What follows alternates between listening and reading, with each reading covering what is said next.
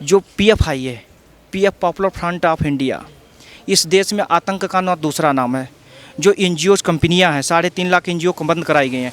वो कंपनियों का पैसा डायरेक्ट पीएफआई में ट्रांसफ़र करते थे। डायरेक्ट पीएफआई में ट्रांसफ़र होता है पैसा, वो उसके बहाने फिर यहाँ बांटा जाता है। लव जिहाद, लैंड जिहाद, यूपीएससी जिहाद। आपने देखा सीतापुर में एक एसपी था, वो क्या कर रहा था, जय हिंद की नहीं सलाम, गजबा है हिंद।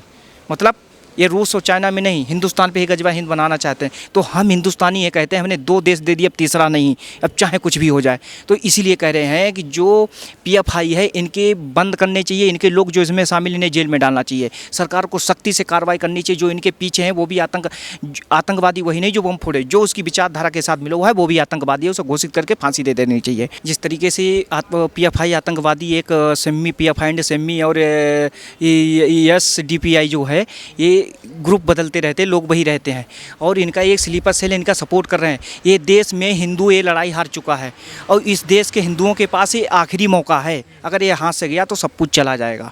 इसीलिए आपने देखा होगा पीएफआई पैसा फंडिंग किसे करती है, जिन्होंने असम में बांध तोड़ा है, पूरा असम बाढ़ से डूबा है। जैसे चाइना पॉलिसी करता है ना, बाढ़ में हिंदुस्तान को डुबोता है जब बरसात का टाइम होता है और जब बारिश बंद हो जाती गर्मी के टाइम में वो उसको रोक देता है।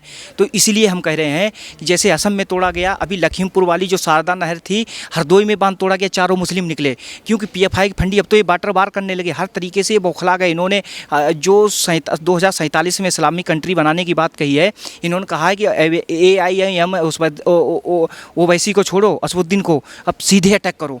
ये सीधे गले कातरे अटैक कर रहे हैं। इस देश का मुसलमान टोटल इस साजिश में शामिल है। अगर साजिश नहीं होता, जैसे ओवैसी करा मैं एक मस्जिद दे सकता, दूसरी एक तो मैंने कुर्बान कर दी, दूसरी नहीं। तो हम हिंदुस्तानी ये कहते हैं हमने 2 देश दे दिए, अब तीसरा नहीं, अब चाहे कुछ भी हो जाए। तो इसीलिए कह रहे हैं कि जो पीएफआई है इनके बंद करने चाहिए, इनके लोग जो इसमें शामिल इन्हें जेल में डालना चाहिए। सरकार को सख्ती से कार्रवाई करनी चाहिए। जो इनके पीछे हैं वो भी आतंकवादी वही नहीं जो बम फोड़े, जो उसकी विचारधारा के साथ मिला हुआ है वो भी आतंकवादी है, उसे घोषित करके फांसी दे देनी चाहिए।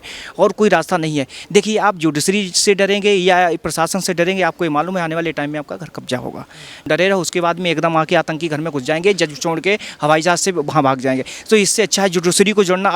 अब डरना छोड़ो, मौत पे आ गए। जब आ गई है क्या गले में पड़ी रस्सी, तो फिर क्या डर है?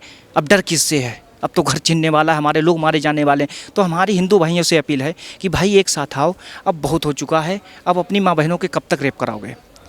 जो पीएफआई है, PF popular front of India, इस देश में आतंक का ना दूसरा नाम है। जो एनजीओज कंपनियां हैं, 3.5 लाख एनजीओ को बंद कराई गई हैं। वो कंपनियों का पैसा डायरेक्ट पीएफआई में ट्रांसफ़र करते थे। डायरेक्ट पीएफआई में ट्रांसफ़र होता है पैसा, वो उसके बहाने फिर यहाँ बांटा जाता है।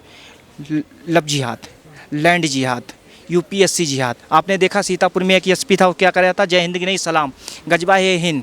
मतलब ये रूस और चाइना में नहीं, हिंदुस्तान पे ही गजबा हिंद बनाना चाहते हैं। देखो, इस चीज़ में कुरान में खुली है, इनकी एक ऐसी किताब है, ये खुली लिखा है कि इस देश को इस्लाम राष्ट्र बनाना है और काफिरों को जिंदा नहीं रहने देना है। ये इनमें सब कुछ साफ साफ लिखा है ना। आपकी ये भावनाओं को समझेंगे। और हिंदू ये लड़ाई हार चुका है। कुछ 0% 2% लड़ रहे हैं। अगर अभी भी जाग जाओ, ये आखिरी मौका है, इसके बाद कोई मौका नहीं मिलेगा। ये हमें हमारे सवाल ये है कि इससे पहले भी आपने देखा होगा कि शाहीन बाग में जो धरना प्रदर्शन हुआ, उसमें भी पीएफआई में विदेशों से फंडिंग आई थी, करोड़ों रुपए फंडिंग आई थी। लेकिन सरकार क्या कर रही है, इस चीज़ को बैन क्यों नहीं कर रही है? सरकार इस पे बैन कर रही है तो वो जाके वही लोग हैं, उन लोगों को जेल में डाले ना, वो दूसरा ग्रुप खोल लेते हैं। सिम्मी CI पीएफआई खुली, SPDI खुली, तो ऐसे ही खोलते रहेंगे। हमें लगता है हिंदू सबसे पहले इनकी आर्थिक स्थिति पर चोट करे। नाई की दुकान, उस पर बड़ा बड़ा लिखो हिंदू नाई की दुकान, कुछ नहीं लिखना, नाई की दुकान, हिंदू नाई की दुकान। जैसे मुस्लिम ढाबा, मुस्लिम किराना स्टोर लिखते हैं, सीधा सीधा लिखो। 2 चीज़ों पे चोट करनी। और दूसरी जो जूते चप्पल की दुकान, सीधे लिखो shoe centre, Hindu shoe centre, Hindu जूते की दुकान। 2-3 चीज़ें ऐसी, सब्जी, हिंदू सब्जी की दुकान, ये सब लिख लीजिए आप। देखिए धीरे धीरे सब राइट टाइम हो जाएंगे। हमने अपने फ़ायदे इन्हें दे रखे हैं। जैसे कांग्रेस ने क्या किया, चाइना को लिखित दे रखा था, उसी पैसे से आज वो दुनिया में सब पे कब्जा कर रहा। हांगकांग, ताइवान, तिब्बत, भारत को धमकी दे रहा, श्रीलंका को बर्बाद कर दिया, पाकिस्तान को बर्बाद कर दिया। क्योंकि हम माल कैसा देता, डुप्लीकेट। 2 दिन चला, तीसरे दिन फूट गया, फिर हम दोबारा ले रहे हैं। ये ऐसे ही जो पहले के सत्ता में बैठे हुए लोगों ने विष भर दिया है। अब मुश्किल है हमें लगता, लेकिन जीत सकते हैं, जीत सकते हैं। पटना में जिस तरह से कुछ लोग पकड़े गए थे पीएफआई से जुड़े हुए, वो कह रहे हैं कि 2047 तक भारत को इस्लामिक कंट्री बना देंगे, तो कहीं ना कहीं पीएफआई का बड़ा हाथ है इसमें। देखिए पीएफआई का बहुत बड़ा हाथ है। पीएफआई बराबर आ रही, जो हिंदू नपुंसक हैं वो चुपचाप लेटे हुए हैं। और 2047 की आप वो अगर बीजेपी नहीं आती 29 तक उनका सपना था, उन्होंने 2047 ले बजाय बीजेपी 10 साल आ गई, तो ये चुपचाप लेटे रहेंगे। 2047 तक तो हिंदू वो बनेगा यार, कोई नहीं रोक पाएगा, कोई नहीं रोक पाएगा। हिंदुओं को अपने घर से लड़ाई लड़नी चाहिए। सबसे पहले हिंदू की दुकान पे सामान खरीदें। दूसरी चीज़, अपनी माँ बहनों को देखें कहाँ जा रही हैं, क्या हो रही है। ऐसा नहीं किसी जी अब्दुल और जाकिर नाइक जो अब्दुल के चक्कर में फंस गई हैं। तीसरी चीज़ है कि देखें कि ऐसा नहीं है कि हमारे कूड़ा बीनने वाला मुसलमान घर की रेकी करता, सब्जी बेचने वाला मुसलमान घर की रेकी करता है, चप्पल बेचने वाला मुसलमान, चूड़ी पहनाता मुसलमान घर की रेकी करता है, मेहंदी लगाने वाला मुसलमान, प्लम्बिंग का काम मुसलमान, मेंटेनेंस का काम मुसलमान। आपके घर तक क्या आपकी नसों में घुस चुका है, बर्बाद कर देगा। 47 तो बहुत दूर है साहब, उन्हें एक बार मौका मिला वो काट देंगे, हिंदू इस्लामिक कंट्री बना देंगे। कहाँ तुम्हारा दिमाग है? जितना आप समझ रहे हो उससे 20 गुना ज़्यादा वो घुस चुके हैं। गद्दारी का आलम शुरू है। सेना तो लड़ेंगी, लेकिन अंदर साहब कौन लड़ने वाला है ये तो बताओ। इनके लिए कौन सी सेना तैयार की? इनके लिए हर हिंदू को तलवार उठानी पड़ेगी, तब जाके कहीं ये राष्ट्र बचेगा। रही जुडिशरी और जो सर्वोच्च न्यायालय, हाई कोर्ट, उच्च न्यायालय, भैया ये कोई बचाने नहीं आएंगे। ये सबसे पहले अफगानिस्तान जैसे, श्रीलंका जैसे राष्ट्रपति पहले प्लेन में लद के भागेंगे। अच्छा, सवाल ये है कि जनसंख्या की बात होती है तो लोग कहते हैं कि भाई ये तो मुस्लिमों के खिलाफ है, जनसंख्या कंट्रोल की बात होती है। जनसंख्या इसीलिए बढ़ाई जा रही है, पूरी दुनिया पे कब्जा करना चाह रहे हैं। जनसंख्या तेज़ी से बढ़ रही है, हिंदुओं से ज़्यादा हो चुकी है। साबित जनगणना नहीं होने दे रहे हैं।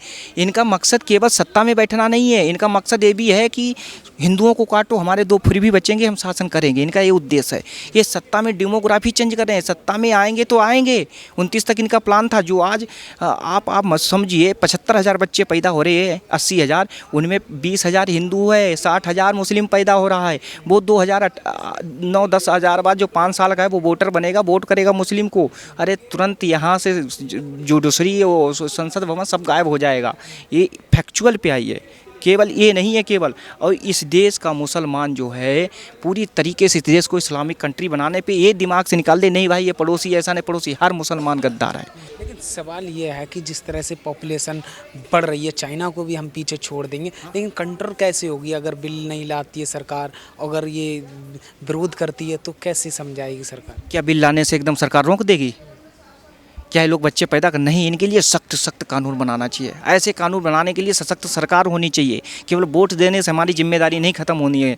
हर घर में हर हिंदू को चम्मच की बजाय अपने यहाँ हथियार रखने चाहिए। हर हिंदू को हिंदू की दुकान पे जाना चाहिए।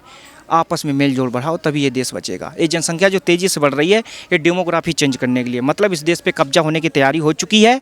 हिंदू ये लड़ाई हार चुका है, लेकिन अभी आखिरी मौका है। अभी आखिरी मौका है। उठ जाओ तो बचा लो, नहीं तो हाथ से तो गया है।